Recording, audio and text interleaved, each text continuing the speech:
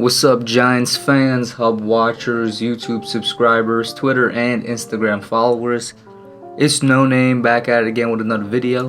And here I am today. I'm going to try my best to do a recap of the draft over the past 3 days, Thursday, Friday, Saturday. And the Giants, in my opinion, had a really good draft. Now, I'm not, this is just sort of a general recap and giving my overall thoughts on it. If you guys want a little bit more in-depth things, I did have like a video out for every pick made, literally like an hour at most after the pick was made in the draft. I had one out for Thomas, I had one out for McKinney, I had one out for Parrott. You go down the list, I had one out for every guy that was drafted, and I did combine the 7th round picks into one video. So if you feel like you wanted something a bit more detailed, I'd advise you to just go back and look at it there. Like yesterday and the day before were very busy days for me in terms of video making. This right here, I'm giving my general thoughts and a general overview of how I felt about the draft that the Giants had. And once again, it's how I felt about it. It's my opinion. You can disagree with it. It's not exactly like it's the word of God or something. So if you do disagree with it, make sure you respectfully put that in the comments down below. But let's get into it. So let's start off at the top with them taking Andrew Thomas, offensive tackle out of Georgia, at 4th overall. For those of you that don't know, I have been an Andrew Thomas fan since like around December when we won against the Redskins and then basically lost the Chase Young Bowl. I immediately said, and it's even documented on the channel, where I said, all right, then let's get on Andrew Thomas, because he, in my eyes, was the best offensive tackle, available coming out of college. And I held that opinion all the way throughout the, up until the draft. He dropped on a lot of people's boards in the months after the combine and the weeks leading up to the draft. I never saw a reason why. I never got a good reason why. Anytime I would, go online to different scouts or, different NFL heads to see why they had him dropping, they never necessarily had a negative reason on him. They just thought a player was better at something than he was, which, in a way told me that, all right, there's nothing actually wrong with this guy. I'm going to stick with how I feel about him, and he was my offensive tackle number 1. Now, I will say Jedrick Wills really did creep up on the board, and it's really a 1A, 1B situation. If you want to say that Jedrick Wills is the best tackle on the board, I would not argue with you, because I believe, they're kind of neck and neck. But Thomas was my favorite tackle. Giants took him. I got to give them like an A+ for this. Absolutely loved the move. Despite even if you argue Jedrick Wills is the best tackle on the board, I would argue back saying that Thomas is the best fit for the Giants, because out of all the tackles there, he was also the best run blocker. And what I loved about him is that he was perfectly balanced. He's well-rounded. He's good in run blocking and pass blocking. He's not just good at one thing. He's good at both of them. And he was a mauler at his position, but he does fit the Giants because he was the best at run blocking in the entire class. And he has room to grow, room to improve. Nothing but an A+ for me there. Next up at 36, we got Xavier McKinney in the 2nd round. The best safety in the class and a top 20 talent, somebody that slid down into the 2nd round. And as soon as he slid into the 2nd, I had a feeling that he was going to end up around the Giants. I didn't think we were going to take him, but I can't complain with it. Once again, McKinney, a top 20 talent and the best safety in the class. And nobody is arguing who the best safety in the class was. Everybody was arguing who was holding that number 2 and even a number 3 spot.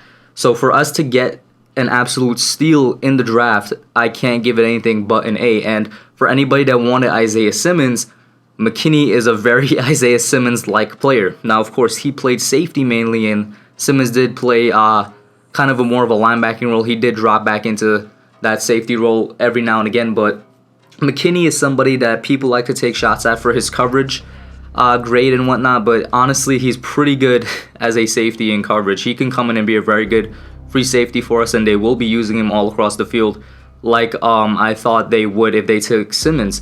I'm going to throw up a little stat sheet thing right here. I don't have it in my head right now, but it basically compares Simmons' grades in like pass coverage and I think it's like run defense and stuff like that to McKinney's, and McKinney's basically beats him out in all the categories.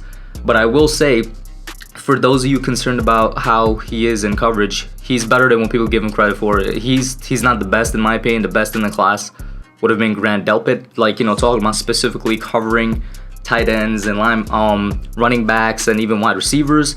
But he's good enough. He's more than good enough for the Giants, and taking him allows us to use him and Jabril Peppers as two Swiss Army knives on the team that offenses will be confused about which one is blitzing, because both of them can, which one is dropping back in coverage, and maybe even Julian Love a bit because he'll be moving between slot corner and free safety. So I like what he brings to us in terms of his own versatility, but also what he allows us to do with players on the roster that's already there. And once again, man, number one talent at his position, cannot complain. Another A, maybe even A+. Yeah, you know what? I'm giving him an A+ move. Now, coming in at pick 99, round 3 is Matt Peart. This is somebody else that I actually mocked to the Giants. I did mock Thomas to us, and I mocked Peart to us. This gets a solid B from me, not an A, because I do feel like we could have gotten maybe an edge rusher here, maybe a wide receiver, which I will be talking about tomorrow, because the Giants did go out and have some really good undrafted free agent signings. One of them being Benjamin Victor, another guy that I mocked to the Giants way back when. I mocked him to us in the 6th round. I actually thought he was going to be drafted 6th or 7th. Was surprised he went undrafted, but we scooped him up. You know, I'll talk a little bit more about that tomorrow, but Peart, I feel like we could have went elsewhere here. I still feel like we could have gotten a really good center. The second best center in the class was still available, Lloyd Cushenberry. He slipped all the way to 60 or 70 something. Oh, no, he wasn't available in that case. What am I saying? But Tyler Biadasz was still here. I'm not sure when Biadasz went, and I'll even speak on Biadasz a little bit more when we get to the 5th round pick in Shane Lamel. But I just feel like Peart, he's a good pick. Even in my analysis video, I said he's a good pick. He's going to work out for the Giants. I just feel like they could have went elsewhere, and that's why I have to knock it down to a B rather than an A. But the upside on this guy is ridiculous. He is, and this is going to get quite a bit of controversy in the comments, he's what Mekhi Becton wants to be, if that makes any sense, because he has the size. He's like 6'7", but he's 318, so his 6'7" frame is really lean and muscular for an offensive lineman, not really any much fat. And one knock I would put on him is that he needs more weight in his lower body, so he needs to gain a little bit more. But he's better than Becton in the sense that he has better footwork and handwork. Definitely room for improvement. There's a reason he's going in the 3rd round. But Peart, I can see him being our starting right tackle, not necessarily day one, but halfway through the season. You know, maybe after we take Cam Fleming out, let Peart sit out a bit. Halfway through the season, put him in there. He's our starting right tackle for the future. At the very least, next year we're going to see him out there, and I love the pickup for that reason. So I got to give it a solid B. Once again, the only reason I'm kind of knocking it down from an A to a B is because I feel like they could have done other things here, but it's a really good pick. I do not hate it at all. Go check out my analysis video on that. In the 4th round, we come up with Darnay Holmes, a nickel cornerback out of UCLA, and also a burner. I think he ran a 4.2 at the combine. This is another grade that gets a B for me, because, and this time it's not necessarily because I feel like they could have gone elsewhere. The reason I'm giving him a B is because he's a very developmental prospect.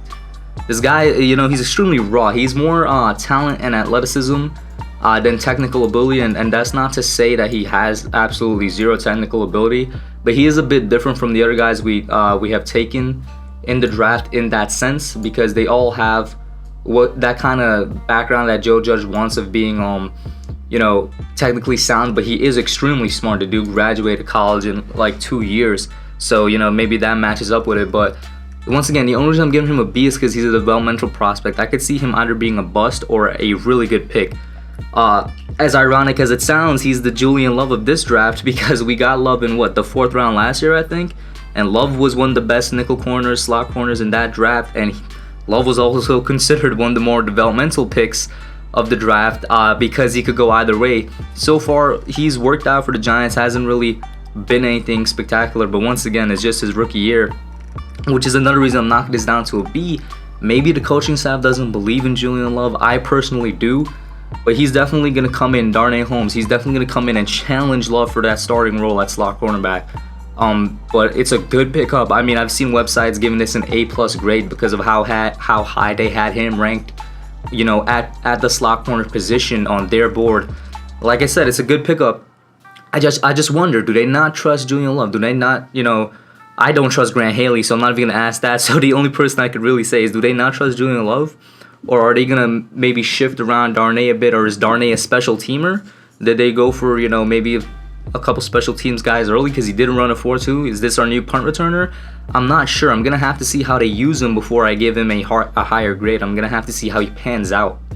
And now in the 5th round, they went guard Shane Lemieux out of Oregon. And I said this in my video about Lemieux. I was scouting Logan Hansen, who was the center for Oregon for the Giants, and I noticed Lemieux because he was probably the best player on that offensive line in my opinion. Extremely tough, extremely hard-nosed, gritty, nasty offensive lineman that he's very similar to Will Hernandez. Once again, ironic like how the Holmes pick was similar to Julian Love.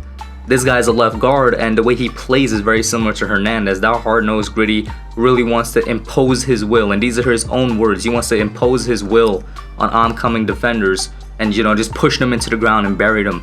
That's basically verbatim what Will Hernandez said and what Will Hernandez does on the field. So for that reason alone, I'm happy with the pick. Now, this could be something, maybe to replace Kevin Zeitler in the future. In my opinion, I think Zeitler, because he's an offensive lineman and because he's healthy, he can really, play at a very good level for the next 4 or 5 years. A lot of people don't feel that, but offensive linemen play very late into their 30s. It's one of the positions in the league with a longer shelf life, but maybe they bring him in for that. But I do think they're going to try him out at center because on his Instagram, he did post, videos of him playing center and snapping the ball. And apparently he did play center earlier on before he was shifted to guard in his football career. So he has that ability, and if he comes in and he is going to compete for center, I think he has the best chance of getting that starting job. I think it's going to be an easier transition for him than for somebody like Nick Gates, who was an offensive tackle. And I believe he just has, at this point, he's a better player than a Spencer Pulley or a John Halapio. So I'm going to give this an A. At first, I really didn't like it. I didn't hate it, but I was neutral on it because I was wondering why we took a guard until I learned that, he could play center, and the way he does play and the way he has performed at Oregon, and he's started 3-4 straight years, no injuries, extremely reliable, unlike our center position, Halapio, he was consistently injured. So I'm giving this a straight up A. In the 6th round, we went Cam Brown, linebacker, outside linebacker out of Penn State. And from here on out, I haven't really scouted any of these guys, before the draft. Everybody up until this point, I've seen before the draft. I've actually looked into them, done a little bit of research. Here on out, Cameron Brown, since yesterday is when I had to look at them. So I'm still gathering information on him and the guys from there on out as we speak. But right off the bat, I'm going to give this a B, solid B. Because since we're in the 6th round now, I do think that the Giants were drafting for depth, and maybe, I really do think they were drafting for depth and later on in 7th special teams. Because, listen, I'm not here to argue with you guys and say that nobody in the later rounds of the draft becomes superstars, because there are examples. Somebody did point out yesterday Ahmad Bradshaw was in the 7th round, and I did acknowledge in my video when talking about this, I said it's we do have outliers every now and again that come out the 7th round and become starters, become really good integral parts of their teams, but it doesn't happen all the time. It's the same thing that I'm gonna say tomorrow in the undrafted free agents video. Yeah, it's possible you get somebody like a Victor Cruz that comes in and becomes the centerpiece of the team, but realistically speaking, it doesn't happen all that much. There's like a 1% chance of it's happening. So I'm giving this a B. I would have given it lower had I not, kind of thought to myself, this has to be a depth move, because he has potential. I'll say that, right? He has potential. He's athletic. Just looking at his combine numbers, you could tell he's athletic. Going into his numbers at Penn State, he did produce, considering, the chances he was given and the fact that, Penn State was kind of anchored by Yetur Gross-Matos and other guys up on the defensive line because they were a 4-3, and he was an outside linebacker in a 4-3 system, which means he wasn't really going to get a chance to get to the quarterback unless it was really in a blitz package or something like that. And despite that, he had good numbers. There was one year when he had 2 sacks, 6.5 tackles for loss, and he led the team in forced fumbles. So for him to get those numbers in the system that he's playing with, it shows a really good sign to me. So, I love the kid because he has potential and because he's athletic. And at this point in the 6th and 7th round, I would personally go on the more athletic side for things, because you can't teach athleticism and speed, but you can teach, a player how to be technically sound. So I'm giving it a B. I think he's going to be a solid depth piece. Once again, he has potential to be more, but it's not my place to really say if he becomes a bust or if he becomes somebody great. And that's really the mentality I took when looking at the 7th round, when we went for a guy like Carter Coughlin. Similar prospect in the sense that I can't really say how to grade them fairly, right? But just like Cam Brown, Carter Coughlin was a very athletic linebacker at Minnesota, and he was playing in a system where he was an edge rusher, a 3-4 system. And he did have good numbers at Minnesota, 9.5 sacks in, I think it was 2018, and he was the most outstanding player in Minnesota's conference that year. So Coughlin is not exactly like he's any type of scrub. He's actually a little bit more accomplished than Cam Brown, and in fact, I've seen him ranked higher on draft boards than Cam Brown. And Coughlin, to be quite honest with you guys, is somebody I'm surprised that slipped to here in the 7th. I'm still gonna give it an A though, man. This is somebody with the talent level that he is and the production that he had at Minnesota and the respectable combine numbers that he had, really should have gone in the 5th or the 6th. I'm gonna have to give it an A for that, and because I think he might be a little bit more than just depth. We got TJ Brunson next in the 7th, inside linebacker out of Carolina, and then we got Chris Williamson, a cornerback, and Tay Crowder, linebacker / running back out of Georgia. The reason I'm lumping these guys together kind of once again is because since they're 7th round picks, listen, I'm gonna be honest with you, I am not smart enough to go in and dissect how these guys projected in the 7th that I never looked at them before until yesterday, and that I only had really a day to look at them. And because they're in the 7th round, there's no real telling of how to grade them. I'm not really smart enough to go in there and do that, but I'll say this, man. They all get B's from me because guess what? They're all depth pieces, and they bring in more competition into the linebacker room and into the secondary with Williamson. And that's something that, to be honest with you, we've needed. We've had bodies there, but it's bodies that haven't produced, and this is low-key kind of like a Patriot thing to do, where you just bring in bodies, and like Joe Judge has said, everybody has to earn their keep. He's bringing in more people to try and push the guys that are already there that should have been producing to earn their keep, and in that sense, I like it. One or two things can come out from this. The guys we already had on the roster show that they still want to be here, and they have their breakout years like they should have had a while ago. I'm looking at guys like Lorenzo Carter, or these guys come in, they prove to be maybe just as effective as them, and then the coaching staff is like, all right, what are we really doing here? These guys we took in the 7th, just as effective as guys we took in the 3rd. Maybe we should be approaching this a different way. Maybe we should let go of some guys. I just feel like it's gonna be a catalyst for change, and it's gonna be good depth pieces either way. So I'm gonna give it all a B. But overall, Giants had a really solid draft. This is a B+ draft right here, man. This was really solid. It wasn't a flashy draft, but it was a draft that needed to happen. They really, in my opinion, fixed the O-line, especially if these guys pan out.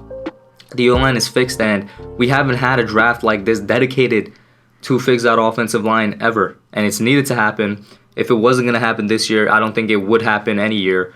And I gotta say, man, props to Gettleman and Judge for that, because it doesn't get a lot of love, but it was something completely necessary to happen. And I feel like our offensive line is in better shape now than it was before, and it's going to be in better shape for the next 10 years. And like I said, with the extra bodies in certain parts of the locker room, some change is going to happen, whether it's direct or indirect. Let me know what you guys think. I will admit this video went on a bit longer than I wanted it to.